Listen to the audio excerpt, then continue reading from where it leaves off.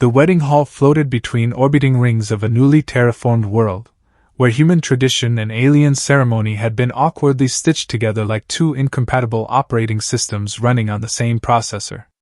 Gravity was slightly adjustable for comfort, lighting responded to emotional wavelengths, and somewhere in the ceiling a chorus of bioluminescent drones hummed soft harmonic tones meant to enhance interspecies emotional bonding.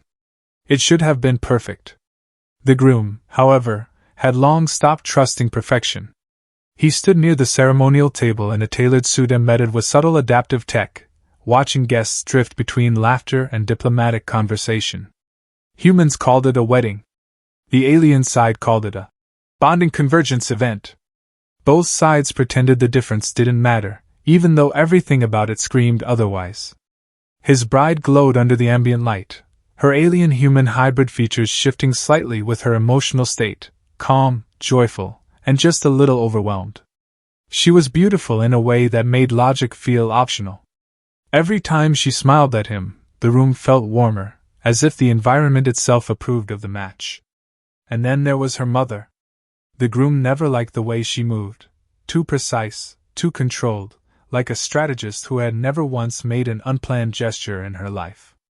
She represented an old alien lineage that believed marriage was not just romance, but evaluation, hierarchy, and silent tests of worthiness.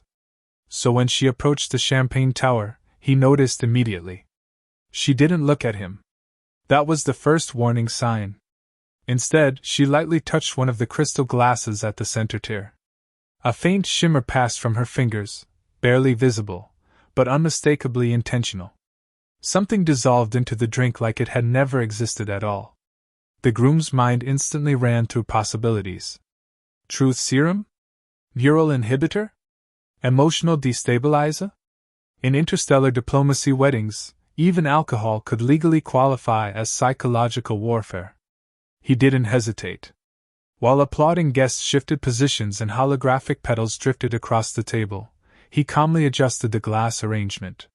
One smooth motion, almost affectionate in appearance, and the marked champagne was no longer in front of him, it was in front of her. Problem solved. Or so he thought. Across the table, the mother-in-law finally lifted her gaze. For the first time, she looked directly at him. And she smiled, not surprised, not angry, but mildly entertained, as if he had just passed the first layer of a game she had already finished designing. The groom felt it immediately. This wasn't over. It had just become mutual.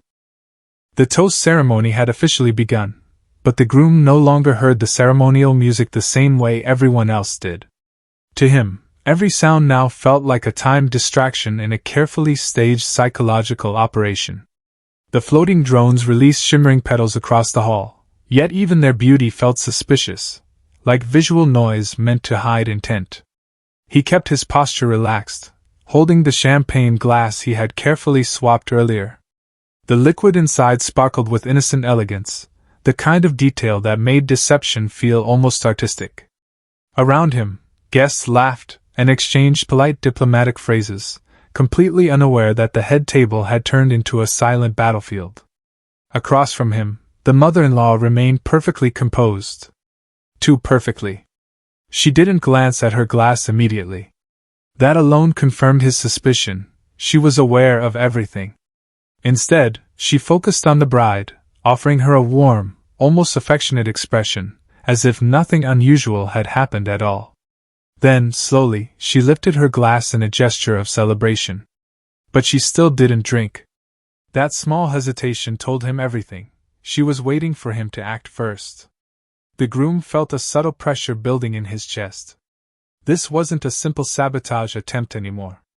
This was layered, intent within intent, like nested diplomatic traps. If she truly intended harm, she would have already acted. If she didn't, then what was the substance? He briefly considered warning the bride, but the moment he glanced at her, he realized she was already watching both of them with narrowed eyes. Her alien emotional perception allowed her to detect tension shifts in real time, and right now, she looked like someone watching two generals pretend to attend a wedding while secretly negotiating war terms using champagne. She leaned slightly toward him. "Why?" she whispered softly. Does your family tradition involve staring at beverages like they contain classified military codes? He forced a small smile. It's a bonding ritual. That is the worst lie you have ever told me, she replied instantly, though not unkindly. Before he could respond, the mother-in-law finally spoke, her voice smooth and ceremonial, projecting just enough warmth to be socially acceptable. A toast, she said, raising her glass higher. To union. To trust. To proper understanding between species. The last words carried a faint edge that only he seemed to notice. The groom responded in kind, lifting his glass slightly. To trust, he repeated. But neither of them drank. A second passed. Then another. The silence between them grew louder than the music. Guests began to notice. A few awkward laughs appeared in the crowd, assuming this was some elaborate cultural tradition. Someone even clapped uncertainly. The bride sighed quietly. This is not normal human behavior, is it? No, she said aloud to herself. It is not. The groom suddenly made his move. He slightly tilted his glass forward, pretending to take the first sip, a calculated bluff designed to force her reaction. If she believed he was about to drink, she might either stop him or reveal panic. But she didn't flinch. Instead, she mirrored him. Exactly. She tilted her own glass at the same angle, matching his motion with unsettling precision. It was then he understood the truth. She was not reacting to him. She was playing him.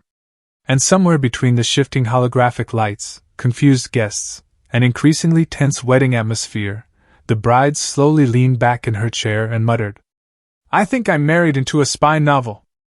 The moment the groom realized she was mirroring him, the entire wedding atmosphere shifted from awkward diplomatic ceremony to something far more dangerous. Controlled psychological warfare disguised as celebration. It wasn't just suspicion anymore. It was acknowledgement. She wasn't reacting emotionally. She was calculating every micro-movement he made and responding with surgical precision. He lowered his glass slightly. She lowered hers. He tilted his head as if considering a speech. She tilted hers a fraction of a second later. It was like watching a reflection that refused to lag.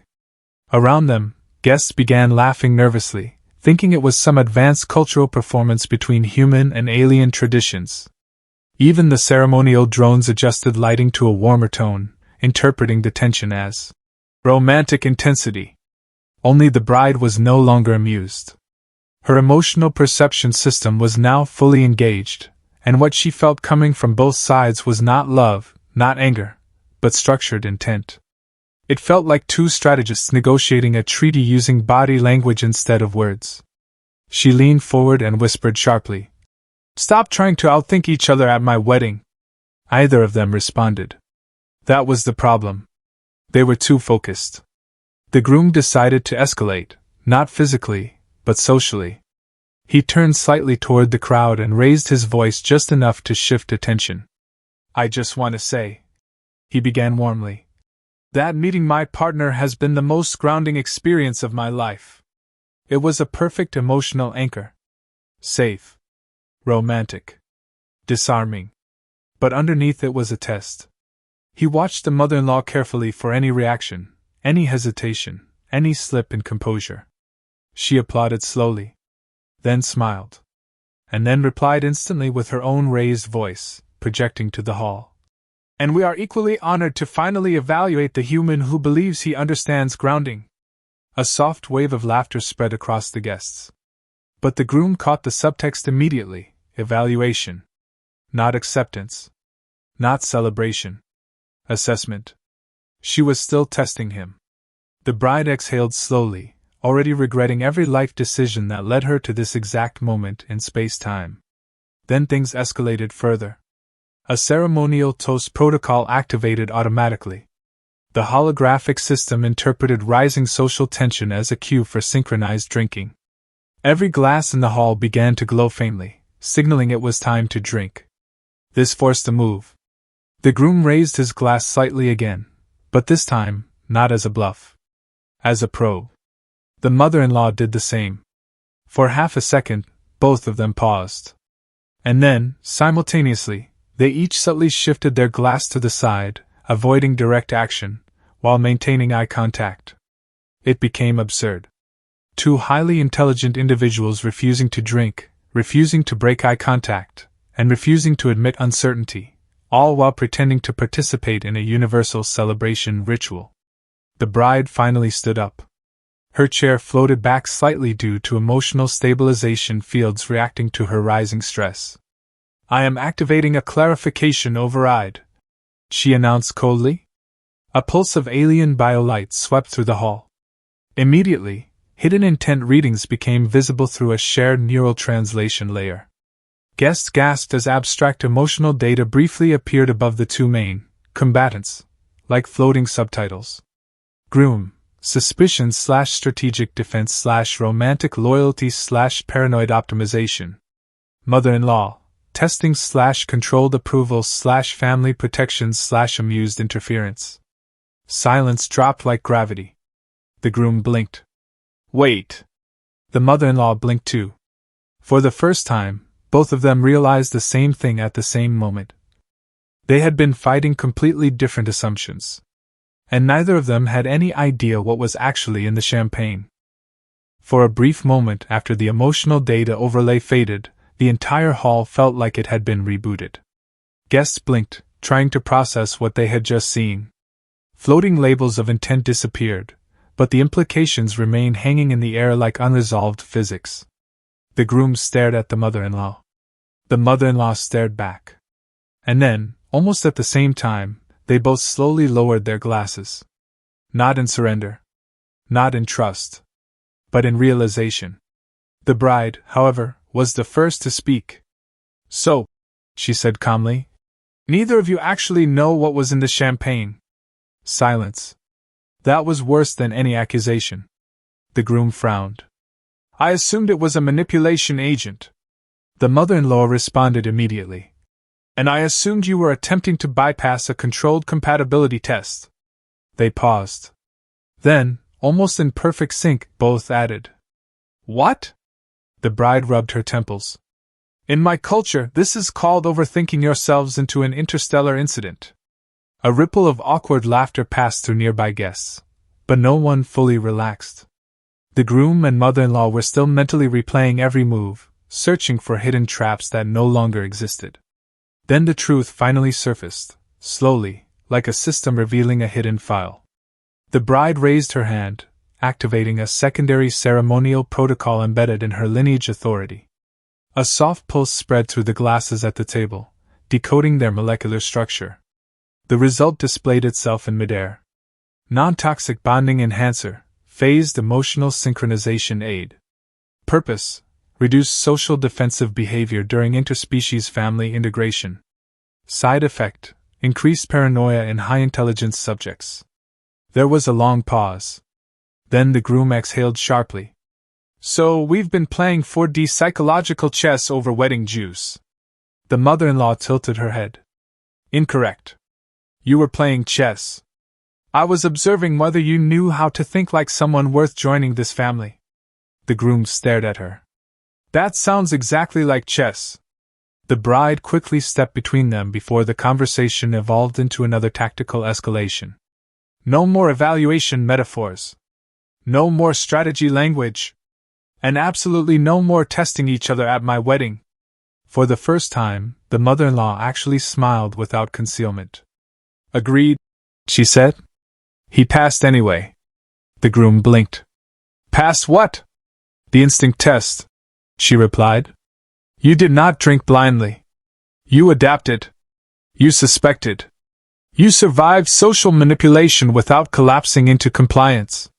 "That's not a test," the groom said slowly. "That's just paranoia with branding. Humanity calls it paranoia," she said. "We call it survival intelligence." The bride sighed again, but this time it sounded more amused than stressed. "I am surrounded by people who think love is a security audit." The hall finally began to relax as the system recalibrated emotional fields back to normal celebration mode. Music softened, lights stabilized, and drones resumed their decorative flight patterns as if nothing had happened. But something had changed. The groom was no longer just a husband-to-be in a political marriage. He had been observed, challenged, and unexpectedly approved by one of the most influential minds in the alien lineage hierarchy. And the mother-in-law, despite her rigid control, now looked at him with something dangerously close to respect.